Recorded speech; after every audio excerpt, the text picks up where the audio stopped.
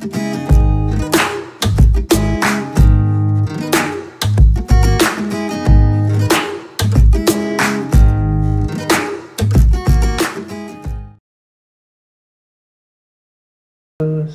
berdirinya TSP itu sebenarnya dimulai dari tahun 1960-an, 1970-an. Itu saat dimulai batik Sumarnan yang dibangun oleh ibu dan bapak dari Ibu Sri Lestari. Itu bernama Batik Sumarnan yang memproduksi batik tulis khas Solo itu ya. Lebih ke khas Solo. Kemudian sempat mati suri di 1980-an karena ada batik printing. Kemudian batik tulisnya mulai flop, mati suri, akhirnya tutup.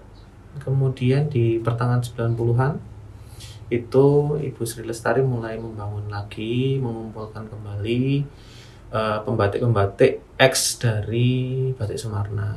Ketika tahun 90-an Ibu Sri Lestari mengumpulkan batik-batik hanya berupa batik mentah, yang kemudian batik mentahnya itu kita jual lagi ke Solo, ke para pedagang dan para pembatik, pengusaha batik yang di Solo.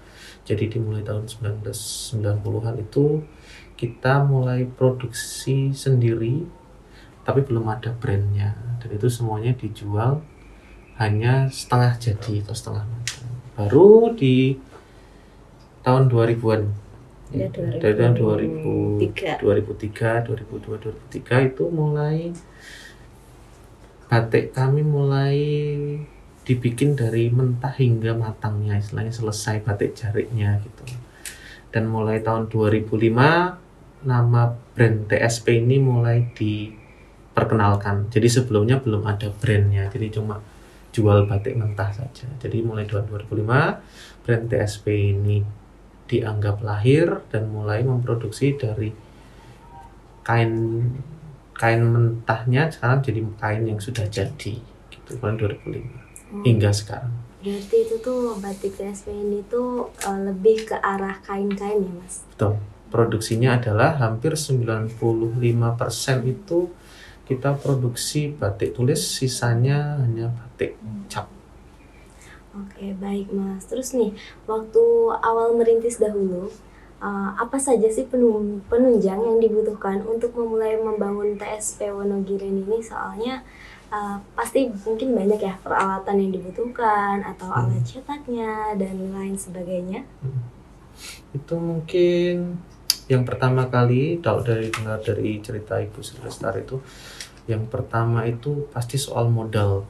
Karena kita harus memodali untuk membayar bahan-bahan kain malam, alat-alat, terus kita harus membayar juga pembatik-pembatiknya, kita harus ini. Kemudian itu kan kadang ketika start awal itu kan tidak langsung bisa dijual, jadi kita harus punya lumayan stok banyak, baik stok dana maupun stok batiknya. Karena kalau stoknya kebanyakan juga kita uang berhentinya banyak, tapi kalau stoknya dikit juga nanti susah berproses, berputarnya susah. Jadi pendukung lainnya selain tadi dana, kemudian terutama juga perajinnya. Ketika itu 90-an, 2000-an itu kan mungkin masih banyak pembatik lama Ibu ya. Masih banyak pembatik lama yang ex dari Sumarnan yang masih kita berdayakan. Nah itu juga sangat membantu kita untuk memproduksi batik-batik tulis. Jadi masih sangat terbantu. Kalau untuk pendukungnya yang sekarang itu lebih banyak sosial media itu sangat mendukung promosi dan pameran. Itu pendukung kita, tambahan pendukung yang sekarang ini. Itu sih. Oh baik Mas. Terus kalau misalnya untuk pengrajinnya sendiri yang menulis batiknya itu diambilnya dari mana Mas? Batik dari sini ya. Kebanyakan dari sini sih. Jadi sebagian besar kita dari sini, cuma emang ada 1-2 motif yang emang di sini pembatiknya belum bisa karena batiknya biasanya terlalu rumit, detailnya ini. Nah itu biasanya kita pembatiknya juga kadang ngambil dari Solo, Seragen ya, di Sukoharjo Solo, itu kita juga kadang ngambil dari sana untuk beberapa batik-batik yang khusus. Cuma untuk sebagian besar kita tetap produksi dari sini. Hanya untuk case tertentu kita pakai pembatik dari luar gitu. Baik Mas, ini kan masih dalam proses produksi ya Mas. Nah, waktu itu apa sih yang menjadi tujuan dari didirikannya TSP Batik Wonogiri ini? Selain untuk memenuhi kebutuhan hidup. Melanjutkan tradisi. Kalau Ibu selalu, kenapa dulu nama brand TSP itu karena walaupun Ibu bisa mengusahakan batik sendiri, tapi brand TSP itu secara tidak sadar dan secara sadar mungkin itu Bu Tari pengen melekatkan nama Sumarnan, dan istilahnya ibu bapaknya itu di nama brandnya dia, bahwa nama yang orang tuanya jangan sampai hilang gitu. Walaupun ini brand baru dengan mungkin sentuhan warnanya juga sangat baru, tetapi sejarah dari batik Sumarnannya jangan sampai hilang. Jadi salah satunya ya pertama mungkin kebutuhan ekonomi, kebutuhan ekonomi. Yang kedua utamanya adalah tetap menjaga nama batik Sumarnan sebelumnya. Dan ketiga sih ya pasti pengen melebarkan saya. Kalau bisa lebih besar dari batik Sumarnan, lebih besar dari batik yang orang tuanya Bu Sri Lestari ini. Berarti ini termasuknya ke dalam personal branding mungkin. Lebih juga untuk mempertahankan sejarah ya Mas? Betul, kita sih pengen tetap menjaga batiknya ini, TSP-nya itu kan kalau kita di semua media kita nyebutnya TSP dulu baru batik Wonogiri. Jadi kita nyebutnya bukan batik TSP, kita nyebutnya TSP-nya dulu baru batik Wonogiri. Jadi kita TSP itu mempertahankan nama keluarganya. Batik Wonogiri itu untuk menegaskan bahwa ini batik dari Wonogiri. Karena kalau kita pakai batik TSP gitu, kita nggak tahu dari Wonogiri atau bukan. Jadi dimanapun brandnya pasti tulisannya TSP Batik Wonogiri. Baik Mas, terus kan ini kan tadi sudah berbicara mengenai produksi dan asal mulanya. Sekarang berbicara mengenai pemasarannya, itu sistem pemasarannya seperti apa Mas? Pemasaran dulu di awal, kalau Ibu dulu awal 2000-an tuh door to door ya Bu ya? Iya, 2000 ya. 2000-an tuh Ibu itu door to door. Jadi menjual ke bakul-bakul ya Ibu ya. Membawa batik ke pedagang ini, ke bakul-bakul itu dalam artian pedagang besar batik itu. Di Solo ditawarkan. Terus seiring berjalan waktu, door to door, setelah ketemu banyak channel, akhirnya ikut pameran juga. Itu disupport dari Pemkab Kabupaten Wonogiri saat itu. Kita dapat slot untuk pameran di beberapa tempat, dan itu sangat membantu proses perkembangan bisnis TSP Batik Wonogiri ini. Seiring waktu dari pameran lokal, terus di regional Jawa Tengah, terus akhirnya ke nasional di Jakarta, sedikit banyak itu sangat membantu perkembangan dari bisnis ini. Nah, untuk mulai tahun 2015 batik TSP selain tadi dari pameran-pameran, kemudian ke para pedagang-pedagang besar, kita juga sudah mulai memasarkan di online. Awalnya kebanyakan di website, cuma sekarang lebih fokus ke Instagram. Gitu. Untuk pemasarannya lebih banyak di situ. Kemudian semuanya channelnya terkoneksi sama admin kita, ada 2. Nanti bisa langsung biasanya kontak via WhatsApp untuk diskusi lebih lanjut gitu sih. Atau bisa langsung datang ke showroom kita. Itu alasannya kenapa ya Mas? Karena tadi kan sempat bilang dari website pindah ke Instagram. Itu alasannya? Karena sebenarnya website itu kan usernya kan nggak banyak, harus nunggu orang nyasar dulu atau emang saklek untuk aku tahu alamatnya gitu. Cuma kalau di Instagram kan kita bisa menjaring jauh lebih orang yang mungkin cari batik tapi belum tahu batik Wonogiri. Jadi segmentasinya lebih enak untuk kita brandingnya, untuk kita targeting marketnya lebih jelas gitu. Jadi ketika di Instagram top kita udah jelas karena di situ kita bisa paid promo. Jadi kita udah langsung segmentasi, karena batik TSP ini target marketnya biasanya wanita, size-nya di umur 25 sampai ke 60, terus wilayahnya biasanya Jakarta, Bandung, gini-gini. Jadi targeting marketnya lebih spesifik, lebih enak. Karena kalau di website kita cuma mengharapkan kayak website itu semacam toko di pinggir jalan gitu. Jadi kita mengharapkan orang nyasar aja gitu. Iya. Atau bener-bener tahu alamatnya. Cuma kalau di Instagram kita bisa langsung sambil sounding, "Wey, ini ada batik," dan mungkin kemungkinan orang nyasarnya lebih banyak dan spesifik tahu targetnya kita. Gitu sih. Untuk range dari target pasarannya sendiri berapa Mas? Maksudnya kayak umur dari pengguna konsumen.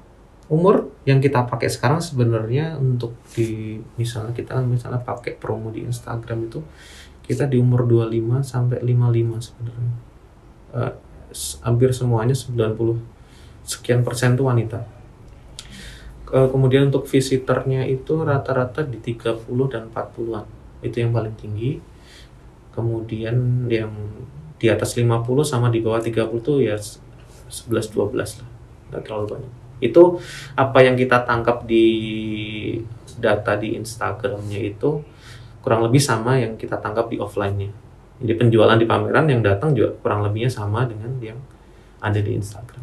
Cuma nggak menutup kemungkinan untuk anak-anak kecil juga menggunakan. Oh iya, biasanya sih karena batik kita kecenderungannya di beberapa tahun terakhir itu kan lebih cenderung batik kontemporer, motifnya lebih nge-pop. Itu ya banyak yang pakai juga buat anak-anaknya gitu, kayak motif ladybug, motif cockpit, motif ikan, motif kucing, gitu jadinya dipakai gitu. Kalau untuk spesifik yang beli di bawah usia 30 sih masih belum terlalu banyak irisannya sih sebenarnya. Gitu. Kalau saat ini udah memasuki proses tahapan membatiknya Mas. Nah, itu tuh ada step-step khusus nggak sih Mas dalam proses membatik? Terlebih kan ini batik tulis gitu ya. Secara garis besar itu ya batik kita membaginya pertama itu dari draft penyiapan dulu, kayak nyiapin kain, pemotongan kain yang kita pakai biasanya namanya kain mori, itu basically kain katun nanti kita potong ukurannya standar yang kita jual itu sebenarnya 1x2,5. Cuma ketika jadi biasanya susut jadi 1x2,4 meter. Dari pemotongan kain, kemudian kainnya kita bikin polanya terbuat dari pensil. Nah, kalau kita orang Jawa nyebutnya di press ke. Nah, press itu kayak kita bikin mal itu cetakan, habis itu setelah di mal pakai pensil, kita lanjut ke proses pembatikan. Pembatikan tuh nggak cuma sekali, pembatikan bisa berkali-kali. Gitu. Jadi ada yang tugasnya khusus untuk nitiin top. Ada yang ngeblok, ada yang bikin polanya besar, dan itu bisa bertahap-tahap sesuai jenis batik yang mau dibikin. Setelah proses pembatikan, kemudian proses coloring, proses pewarnaan itu ada yang colet, Ya. terus ada yang di Solo itu dicolet, ada yang langsung disogan juga ada. Setelah warna colet itu, habis itu kita prosesnya penguncian warna, jadi warna yang dari pewarna sintetis tadi kita kunci pakai cairan kimia, habis itu kita sogan. Di sogan itu menghasilkan warna coklatnya batik. Dari sogan itu kita kasih warna sogan, setelah kita kasih warna sogan baru kita proses perebusan. Di perebusan itu gunanya untuk meluruhkan, mengupas semua malam yang sudah menempel di kain. Kemudian setelah perebusan itu tinggal dijemur. Itu. Nah, setelah dijemur tinggal kita pasarkan.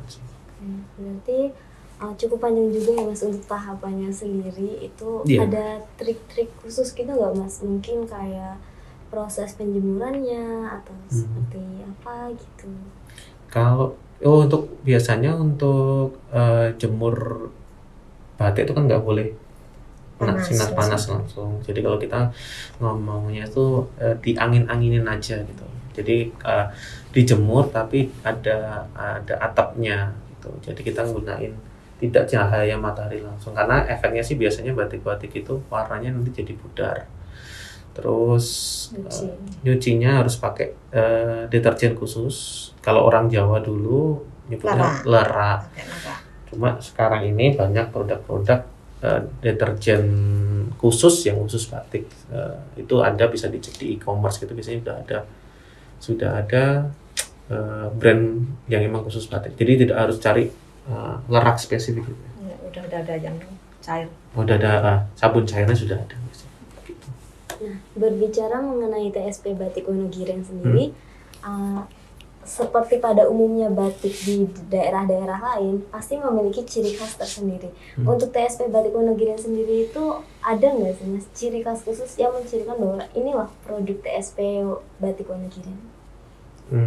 Ya, warna. Kalau sekarang sih lebih banyak untuk brand, secara brand TSP ini di mata customer kita itu yang sangat kuat itu ciri khasnya adalah komposisi warnanya sih. Komposisi warna kami itu mungkin bisa disebut ngepop banget ya. Jadi bisa jreng banget, kadang bisa pastel banget gitu.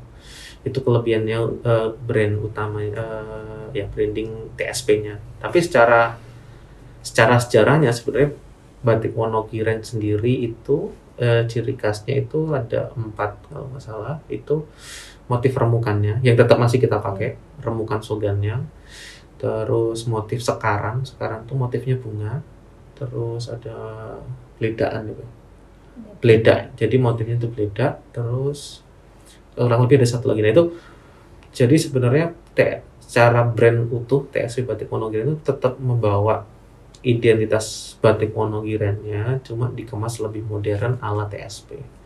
Jadi warnanya lebih ngepop, komposisi warnanya lebih banyak, terus modifikasi komposisinya dari motif-motif lama dicampur dengan motif baru, jadinya memunculkan motif-motif yang lebih beragam, lebih kayak gitu sih. Kalau batik itu sendiri kan identik dengan sebuah identitas ya mas, dari sebuah daerah atau dari negara. Nah, kalau misalnya ada customer yang ingin membeli secara banyak dan itu custom, apakah bisa mas? Bisa ya. Jadi kita sangat terbuka untuk desain-desain yang custom. Kita beberapa kali menerima order untuk seragam dan lain-lain. Bahkan kalau seragam kan misalnya untuk dikhususkan untuk instansi apa, kita bisa sediakan sih. Bahkan kita punya beberapa kenalan di desainer juga mempunyai Bu, kita mau bikin batik motif A gitu. Ya kalau bisa jangan dijual ke lain ya, kita bisa kasih kayak kontrak eksklusifnya gitu. Jadi kita kita bikinkan motifnya sesuai dia dan kita juga nggak ngejual itu di luar. Cuma khusus ke brand si A ini sendiri kayak gitu. Jadi tapi sekali lagi itu ada syarat dan ketentuannya. Karena kita harus menghitung cost produksinya juga, ada minimum ordernya. Dan kita harus melihat seberapa sulitnya, karena kita membuat banyak motif batik, kita tidak bisa menyederhanakan prosesnya sih berapa lamanya gitu. Apabila ada yang ingin memasarkan TSP Batik Wonogiri ini mas, apakah dari sini langsung membukanya untuk orang lain yang seperti ini menjadi reseller? Kalau untuk pedagang sendiri, pedagang yang ngambil itu sebenarnya bisa-bisa aja. Jadi sepertinya beli putus ya Bu. Jadi beli putus, jadi dia beli, kemudian dia memasarkan sendiri tanpa ada embel-embelnya TSP biasanya. Itu bisa. Cuma kalau untuk reseller secara resmi, dalam artian ada orang mengatasnamakan saya penjual batik TSP gitu, untuk saat ini kita belum membuka secara luas. Karena kita karena pertama batik kita ini sangat-sangat terbatas, jadi mungkin satu motif itu paling banyak 4 gitu ya. 4-5 motif ya, lah. 10. Ya 10 kalau ada pesanan khusus itu 10. Tapi kalau untuk produksi kita biasa itu 5. Satu motif paling banyak 5 itu. Jadi kalau kita bikin sistem reseller resmi itu takutnya adalah stoknya, karena stok berjalan terlalu tipis gitu. Kita masih belum tahu, tapi belum tahu 1 tahun 2 tahun lagi mungkin sistem reseller ini atau dropshipper untuk pelanggan kami sudah ada, mungkin sudah ada. Berarti ini TSP Batik Wonogiri ini sangat easy going ya untuk customer juga pedagang. Iya, kita sangat fleksibel sih. Untuk pengolahan limbahnya sendiri bagaimana mas? Untuk pengolahan limbah ini sendiri kita di tahun 2017 ya. Iya. kurang lebih 3 tahun 4 tahun lalu kita kebetulan dapat bantuan dari salah satu instansi di Semarang. Kita dibantu secara biaya di pengetahuan untuk pengelolaan limbah, karena sejauh ini kan pewarnaan kita kan ada pewarnaan sintetis, jadi biar tidak mencemari ke lingkungan tetangga, di bagian belakang workshop kita itu sudah ada bak penampungan dan pengolahannya, ya kebetulan kalau tidak salah 2017-2018 itu sudah selesai dikerjakan dan masih berfungsi sampai sekarang. Jadi itu cuma kita kalau nggak salah harus 5 tahun lagi, kan 5 tahun sekali itu harus dicek soalnya untuk pengolahannya masih kapasitasnya bagus apa enggak. Dan untuk sementara ini kita masih gunain yang water treatment plan-nya yang udah dibikinkan dari salah satu instansi di Semarang. Berarti ini juga termasuknya sudah memulai suatu gerakan ramah lingkungan, Mas. Betul, gitu. Untuk TSP sendiri, TSP Batik Wonogiri, bagaimana cara untuk membranding TSP Batik Wonogiri ini? Branding. Oke. Untuk nge-brandingnya sendiri sih kita fokusnya adalah kita fokus sama produk kita. Kita tetap mempertahankan ciri khas yang membawa TSP ini masih bertahan sampai sekarang, yaitu warna-warna cerahnya. Kita tetap terus push terus, kita bisa mengeksplor motif ini sejauh apa gitu. Kita bisa mengeksplor warna-warna ini sejauh apa gitu. Kita nggak pengen apa misalnya di tahun ini kita udah ngeluarin misalnya kawung motif ini dengan warna ini, kita nggak pengen tahun depan tuh ngeluarin produk yang hampir sama, kecuali itu emang ada pesanan khusus. Cuma kita selalu sebisa mungkin tiap bulan kita selalu update, ada motif baru. Dengan kebaruan ini kami merasa customer kami, pecinta batik, pecinta wastra Indonesia semakin lebih paham, lebih tahu TSP Batik Wonogiri ini merupakan salah satu batik tulis yang berkualitas yang ada di Wonogiri maupun di Jawa Tengah, bahkan di Indonesia. Baik, Mas. Upaya untuk tetap eksis hingga saat ini bagaimana? Seperti yang kita ketahui, saat ini kita juga sedang mengalami masa pandemi COVID-19 yang tidak kunjung usai. Ketika banyak tim produksi lainnya yang akhirnya gulung tikar. Nah, bagaimana agar cara TSP Batik Wonogiri ini mempertahankan eksistensinya? Kita sih sebenarnya sangat kehilangan adalah pameran ya Bu ya. Pameran. Karena senjata utama kita selama beberapa tahun adalah pameran untuk memperkuat branding. Karena pameran tuh kadang kita bertemu banyak channel baru, banyak relasi baru. Cuma dengan adanya pandemi, pameran totally off. Kita juga kalaupun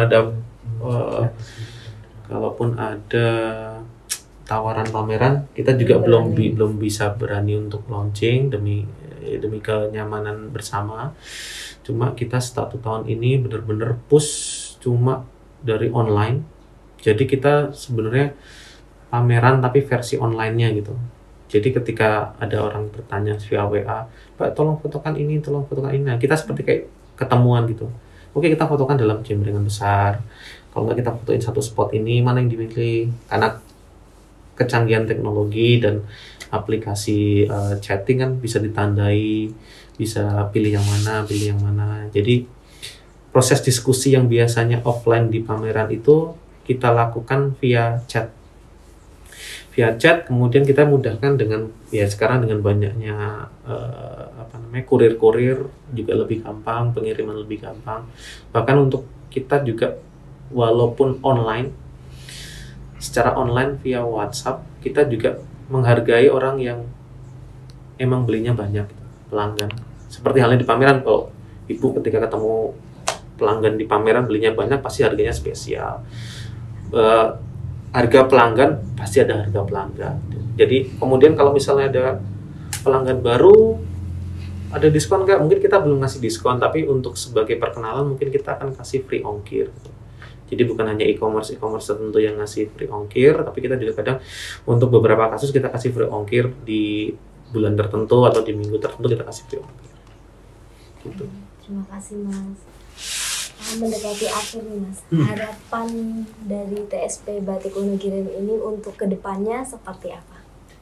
Kalau ibu tuh mintanya cuma satu di tahun ini, semoga bisa pameran lagi. Kalau ibu secara pribadi, ibu Putih karena sudah dari awal mendirikan TSP ini suka pergi-pergi, berdagang, menjalin relasi gitu. Ketika udah pameran terus kan. ada ketemu teman-teman, nah itu ibu cuma punya harapannya saat ini pengen pamerannya jalan lagi, bertemu dengan para pedagang-pedagang lagi batik. Kalau dari aku sendiri sih pengennya di tahun ini atau tahun depan itu kita sudah mulai bisa ekspor ke ASEAN. Kita sih sudah membuka beberapa kiriman ke Singapura. Cuma kita pengennya nanti ke depannya di tahun ini atau tahun depan kita sudah bisa ke ASEAN atau minimal ya kalau bisa ya bisa ke Asia Pasifik. Sementara ini pengennya apa yang bisa kita lakuin sih sementara ini mungkin hikmah dari pandemi ini ya kita bisa fokus ke produksi dulu untuk QC-nya kita tingkatin, produksi kapasitasnya juga kita bisa tambah, terus kita bisa explore lebih banyak produk baru yang nantinya semoga ketika pandemi ini selesai kita bisa lebih push lagi penjualannya, tidak sekedar di Indonesia, mungkin bisa di regional Asia Tenggara maupun di Asia Pasifik. Baik Mas, terima kasih, sangat bagus harapannya. Untuk e-commerce sendiri ada akun-akunnya Mas? Kalau untuk e-commerce kita itu masih cuma fokus di Instagram aja, TSP Batik Wonogiri. Kemudian kita sudah sempat beberapa kali ditawarkan oleh beberapa bank untuk masuk e-commerce-nya dia. Jadi e-commerce soal craft yang kemudian dia kurasi. Jadi beberapa bank udah pengennya batik kita kan dikurasi untuk dimasukkan e-commerce mereka. Cuma sekali lagi untuk saat ini kita belum berani untuk di e-commerce bank ataupun e-commerce seperti Shopee, Tokopedia atau Bukalapak itu karena sekali lagi stok kita sangat tipis, sangat limited edition. Kita takutnya malah mengecewakan apa yang kita publish di sana dalam waktu kurang dari seminggu udah habis gitu kan, takutnya kepuasan pelanggan belum. Tapi semoga ya beberapa bulan ke depan mungkin sudah ada di Shopee, di Tokopedia atau di e-commerce lain. Itu sih. Tapi untuk sementara masih di Instagram aja. Baik Mas, terima kasih untuk jawabannya Mas dan Ibu. Terakhir nih, kesan pesannya bertemu dengan tim dari Imagiri Yogyakarta dan khususnya pesan untuk mahasiswa-mahasiswa di Wonogiri. Oke. Mungkin aku bisa mewakili untuk Imagiri ya, mahasiswa ya cepet-cepet selesai kuliah aja, cepat-cepat bekerja, cepat-cepat ini. Dan pesanku sih satu, maksudnya dulu aku juga nggak pernah tertarik sama batik sampai aku lulus kuliah, bahkan sampai kerja. Cuma setelah kerja saya mengenal batik, ternyata mungkin di usia saya masih muda nggak begitu tertarik. Saya anggap batik itu cuma untuk ibu-ibu atau bapak-bapak pejabat. Ternyata batik itu semacamnya kita bikin craft anak muda juga kita bisa bikin, kita bisa garap dengan skala yang lebih bagus. Jadi tugas kita sebagai anak muda itu ketika kita sudah terjun di dunia batik kayak gini, semoga nanti Imagiri juga ada beberapa yang doyan batik ya, minimal bisa menjadi, nggak harus jadi pelanggan TSP juga nggak apa-apa. Kalau jadi pelanggan boleh, nggak jadi pelanggan juga nggak apa-apa. Yang penting tetap menghargai ada batik tulis khas Wonogiri, minimal punya satu lah kalau ada acara dipakai. Jadi ketika dipromot, oh ini aku punya Wonogiri tuh punya batik gitu. Karena bagi kita ketika berpameran hampir 1 dekade ini berpameran di Jakarta gitu, kita ya kadang capek kadang enggak ya gimana ya untuk mempromosikan bahwa Wonogiri itu ada batik dan Wonogiri itu punya batik yang berkualitas. Wonogiri itu juga nggak cuma identik dengan kekeringan, nggak identik dengan kurang air atau cuma mie ayam dan baksonya saja, tapi Wonogiri juga punya produk yang berkualitas. Nah, semoga mahasiswa-mahasiswa Imagiri yang sekarang lagi belajar nanti ketika sudah bekerja juga membawa Wonogirinya dengan brand masing-masing. Siapa tahu nggak harus lewat batik, punya produk sendiri, punya craft sendiri di lingkungan rumahnya atau di manapun, nanti bisa ikut berpromosi soal Wonogirinya. Jadi Wonogirinya tetap dibawa untuk di share ke semua teman-teman. Itu Baik aja sih. Mas dan Ibu, terima kasih sekali untuk kesempatan dan waktunya. Semoga kedepannya kita bisa bertemu lagi dalam keadaan pandemi yang telah usai dan bisa bertemu ketika sedang pameran. Semoga Mas dan Ibu dan segenap staf karyawannya tetap sehat dan selalu senantiasa untuk berada dalam lindungan Tuhan. Terima kasih Mas dan Ibu. Terima kasih.